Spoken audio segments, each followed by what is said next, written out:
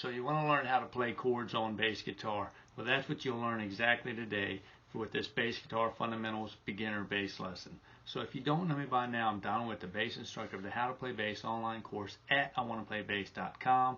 Jump over there and get your free ebook on setting your bass up for success and become a member for free. You get updates on new videos coming out, new lessons put out there, and all kinds of good stuff. There's even a bassist gear corner there. You can go there and get any kind of equipment you're looking for, your need. You can go check it out there as well. And also subscribe here. I've got lots of videos already out and more coming about bass guitar lessons, bass guitar bass lines for all music genres.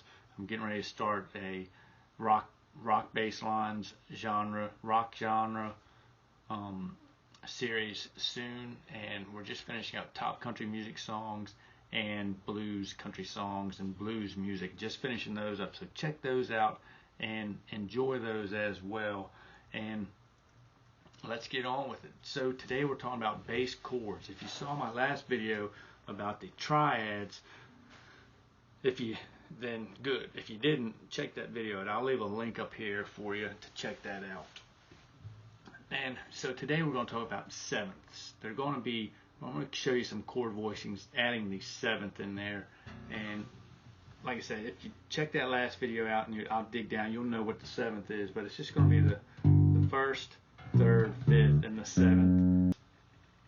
So what we're going to talk about today is minor and major seventh chords. So if you see we'll keep it simple today. We were talking about the G major, but it just happened like that way. But we'll talk about the C major today. And that's just going to be, we're going to see a C major seventh chord. So we know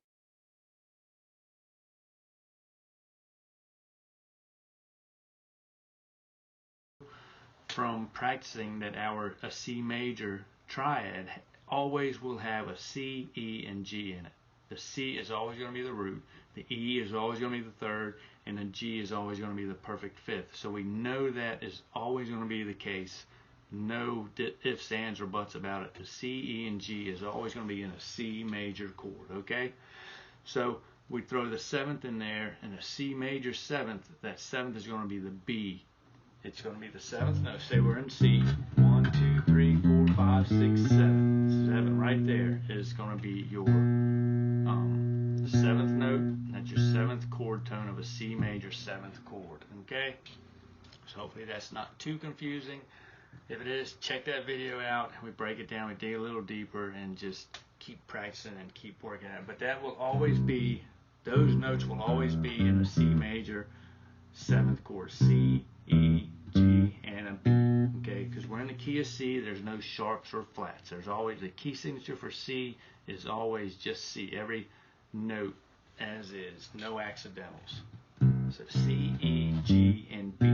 Okay, so we've got we've got a few different options here to voice these to where they're better sounding chords. Where you've got the triads, it's just a little muddier, or the reaches are just a little more difficult because the C, E, and G, the first, third, and fifth are kind of right there. So adding that seventh in there, you can add that color tone. You can leave the fifth out, to keep it from getting muddy or too much going on in there. You can leave that fifth out and still get what you're looking for. Okay, still distinguishing that chord from anything else. Okay, so you can use the first, third, and the seventh, and that's what we're going to use in this voicing. And I'm going to show you the typical pattern of the C major seventh chord, and this is what you're going to typically see when you're playing your C major seventh. We'll play it right here. When you're playing a C major seventh, there's this pattern right here. That's what it's going to sound like. That's the C major seventh. C, you've got C, E, and B. You've got your first, your root, your third, which is the E, and your seventh is the B. Okay, and that's all you need. You don't need that fifth in there. You can use it if you take the third out, but you really want that third in there because that's distinguishing, that's giving it the major or minor feel, is that third right there. If you drop it to a minor third, then you've got a minor major right there. Or if you got a minor, you're dropping it right there. If you drop it, that's what's distinctive, that third. So if you leave that third out and you've got a minor chord, the only thing that's really going to give it the color is going to be the seventh, which it will work. You can still do it, but typically what I would use is that third and the seventh. You can still get that color. This almost gives you a power chord, but that's nice. You can do that as well. But the standard, what you're going to look for is this voicing here. That shape right there. Boom, boom, boom. Okay? I'm hiding this finger so you can see where this is. If I put that in the way, I mean, you just do that right there. Okay? You can do that right there, or use your pinky. I kind of, I'm not a big fan of each fret. Each finger has a position. You can use these fingers, use that first finger and that pinky, wherever you want. It's whatever works. So, I would typically voice it like that right there. So that's your C major seventh right there. That's one voicing. So that's your C major seventh. And now all we change here, if we do a C minor seventh, is we're going to lower the seventh note, the B, to the B flat, because we know that in a C minor seventh chord, it's always going to be a C, E flat, and a B flat. Okay, so everything just moves down a half step. That's standard. That's moving a major scale to a minor. It's just you're flatting the third and the seventh. That's giving you the minor scale. So those are the only, the notes and the flat sixth if you're, doing the natural minor. So that's, we won't get into that. So this is the C minor voicing right here. This is what you'll look for when you see a C minor, when you want to play a C minor chord. You got your C, your minor third, your minor seventh, right there. Okay? So that's a standard chord voicing right there. Another one is we can put the C down here, and typically I use this like in a 2-5-1 or something, but we'll put the C down here, then we just add the B and the E. So that's a major, and then we've got a minor. That's a voicing right there, okay? So that's C, B, and E. You're skipping the A string on this particular one. We're on the E string with our C. We're on the B, D string with our B. And we're on the G string at E, okay? So that's a major. Okay? Just move those two down a half step, that's all. We keep the C, keep the root here. We move the C, the B down to a B flat, and the E down to an E flat. So that's another standard voicing you can use for a C major. That right there is a C minor seventh or C major seventh, okay? So those are two standard voicings right there, okay?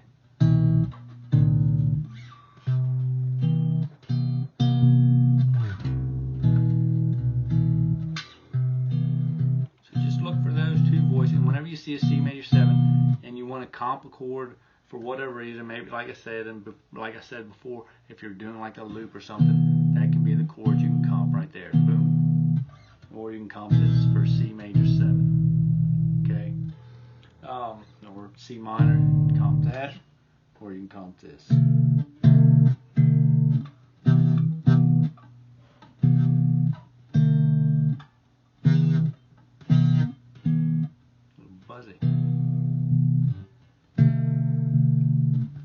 So the main thing is to remember that there's always going to be the C, the same notes in that chord, regardless. No matter what that chord is, it's going to have those same notes. So that's one thing you can count on.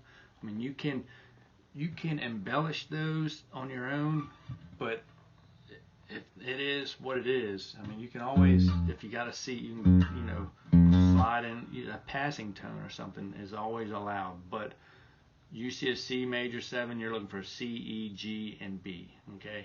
Did I say? Yeah, C, E, G. Yeah, C, E, G. I hope I wasn't saying D up here, but C, E, G, and B. So yeah, if you're looking, always there will be those chords. If you see a C major, those notes, C major 7th, those notes will always be in there. C, E, G, and B will always be there. So those are going to be the notes you look for when forming your chord, or or using your walking bass line. You're going to target those notes, C, E, G, and B. If you're in a C, at that moment, you're in a C major 7th chord, you're targeting C, E, G, and B, always. So that's it. I mean, look for that pattern, your minor pattern. You can take this anywhere. C, as long as you got that C, whatever your root is, C, G, E, that's E minor 7th, F sharp minor 7th, F minor 7th. That pattern is always can be used. Those your A, D and G string. That pattern can always be used. Even up here, it can. You just no matter what. That pattern for a minor 7th chord, you can use that pattern, and this pattern for a major 7th chord. Anywhere, as long as this root note is there, then that's going to be your pattern right there. So just keep that in mind, and that's going to be how you form your major 7th chord and your minor 7th chord. Like I said, as long as you know those notes, you can voice that any way you want. As long as somebody's playing that root somewhere that you know that that's the chord we're going for. Being the bassist and you're playing chords, that's a little questionable. So you definitely want to, if you're a bassist, you got to play your role and you've got to play those roots. If you want to play chords up there in your ensemble, it's going to get a little questionable. It's not recommended at all, unless it's called out and somebody's saying, all right, you go ahead and play these chords. Then that's on you, and you can do it. But if it's not, don't take that upon yourself to go up here and start playing chords while your piano player's playing chords, your guitar player's playing chords. You don't want that. You want to be playing your part. You want to be covering that bottom end, okay? So chords are basically for your own purpose, for your fun and your enjoyment, to write some other music or to practice over, like I say, for loops and stuff like that. Put those chords down there so you can hear the chord definitions going on, and you can play your walking lines, or you can solo over. It's just kind of for your own purpose, but it's not called out a lot. Double stops all day long, but big 4-part chords, no, you don't want to be doing that a lot, but know how to do it for sure. You need to know. The more you know, the better off you are. So hope you liked it. If you did, hit that like button. Help me help you, and I will catch you all in the next video on the flip flop. Bye now.